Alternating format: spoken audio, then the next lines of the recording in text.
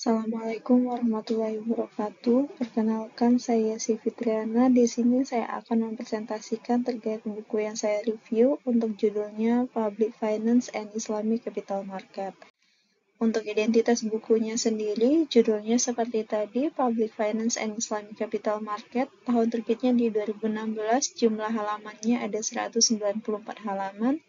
Untuk penulisnya ada Syed-Aun Rizvi, Obiatullah Ibaca, dan Abbas Mirakor.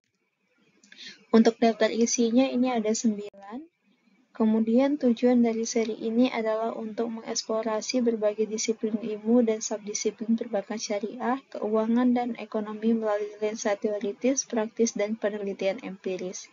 Cakupan buku-buku ini akan membeda-bedakan seri ini dari seri-seri lainnya dengan menawarkan analis kritis yang mendalam mengenai aspek konseptual, institusional, operasional, dan instrumental dari bidang yang sedang berkembang ini. Seri ini diharapkan dapat menarik perhatian para peneliti teoritis yang terfokus supaya mendalam tentang praktik, tren, dan standar saat ini dan penelitian empiris yang mutakhir.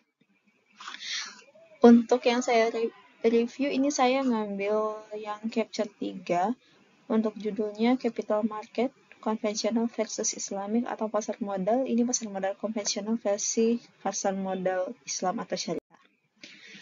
Dasar pemikiran untuk mengembangkan pasar obligasi ada beberapa macam. Yang pertama, pasar obligasi adalah salah satunya atau satu-satunya cara untuk menetapkan tingkat suku bunga yang ditentukan pasar yang akan membantu investor menghitung biaya peluang dari berbagai investasi. Kedua, tanpa pasar obligasi, penabung akan memiliki lebih sedikit pilihan investasi dan dengan demikian sehingga volume tabungan yang lebih rendah dapat dimobilisasi. Yang ketiga, perusahaan akan menghadapi biaya-biaya dana yang lebih tinggi tanpa pasar obligasi dan dalam upaya mencocokkan jatuh tempo mungkin akan bias terhadap investasi jangka pendek. Selanjutnya, untuk yang keempat, untuk mengimbangi kurangnya pasar obligasi domestik, perusahaan dan pemerintah dapat meminjam luar negeri dan dengan demikian mengambil risiko valuta asing yang berlebihan. Kelima, dengan tidak adanya pasar obligasi yang dalam, sektor perbankan akan menjadi lebih signifikan daripada perbankan akan lebih signifikan yang seharusnya dan dengan demikian membuat perekonomian lebih rentan terhadap krisis. Dari sudut pandang pemerintah, pasar obligasi ini lebih berguna karena dapat membantu membiayai defisit fiskal tanpa meningkatkan inflasi atau menanggung risiko nilai tukar dari menjalankan kebijakan moneter. Kemudian yang selanjutnya, apa dan mengapa memilih pasar modal? Fitur utama dari pasar modal yang membedakannya dari pasar-pasar dan instrumen sektor keuangan lainnya adalah akses langsung yang dimiliki oleh entitas bisnis dalam mengumpulkan dana. Tidak seperti pembiayaan di bank, di mana bank meminjamkan dari deposito yang telah diterima dari unit surplus. Kemudian perusahaan dapat mengakses unit surplus secara langsung dengan menerbitkan saham atau obligasi di pasar modal.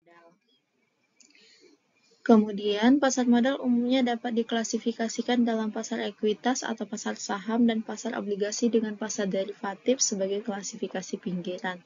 Saham saham biasa adalah instrumen ekuitas sedangkan obligasi adalah instrumen utang. Instrumen ekuitas mewakili sebagian kepemilikan, memberikan hak kepada pemegangnya untuk bagian dari keuntungan dan memberikan klaim residual atas aset perusahaan penerbit yang tidak memiliki jatuh tempo. Sedangkan untuk pasar utang sendiri memiliki instrumen yang mewakili klaim tetap pada penerbit dan memiliki jatuh tempo. Selain itu, pembayaran kupon atau bunga untuk obligasi bersifat wajib sedangkan dividen pada saham tidak. Untuk komponen utama pasar modal ini ada 4, yang pertama pasar ekuitas, yang kedua pasar obligasi, ketiga pasar derivatif, dan yang terakhir ini untuk pasar falas. Yang pertama pasar obligasi. Pasar obligasi merupakan salah satu komponen terbesar dari pasar modal dan juga yang paling populer. Asosiasi Industri Sekuritas dan Pasar Keuangan atau SIPMA mengklasifikasikan pasar obligasi yang lebih luas ke dalam kategori obligasi korporasi, obligasi pemerintah daerah, dan obligasi yang didukung hipotek beragunan aset aset yang didukung aset dan obligasi yang dijaminkan. Mengapa ada pasar obligasi? Mengapa pemerintah dan perusahaan bahkan masuk ke pasar modal dan menerbitkan obligasi? Yang pertama, alasannya terletak pada keuntungan dan kerugian relatif antara sifat utang pasar modal dan utang bank. Pinjaman bank relatif lebih cepat, membutuhkan lebih sedikit dokumentasi dan hanya membutuhkan sedikit persetujuan dari regulator. Yang kedua, peminjam dana hanya harus memuaskan bank pemberi pinjaman atas kelayakan kreditnya.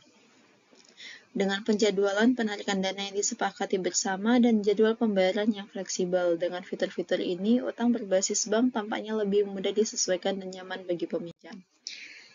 Selanjutnya, pasar ekuitas. Pasar ekuitas terutama berbeda dari pasar obligasi dalam aspek klaim dan durasi, sementara pembiayaan utang bersifat tetap dalam hal klaim dan waktu. Ekuitas mewakili kepemilikan dan oleh karena itu residual dalam klaim dan tanpa jatuh tempo.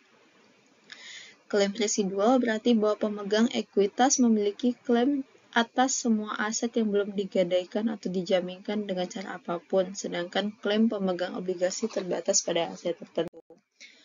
Kemudian, pasar obligasi adalah metode yang paling umum dalam pembiayaan utang, sedangkan saham adalah metode yang paling umum dalam opsi pembiayaan ekuitas.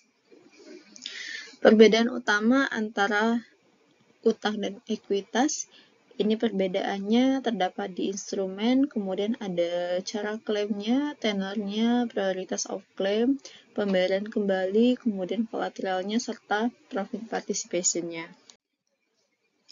Selanjutnya ada pasar ekuitas syariah.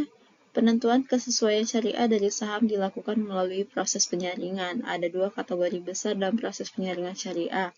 Sifat bisnis dan aspek keuangan. Dalam aspek keuangan, fokusnya adalah pada neraca dan juga laporan laba rugi.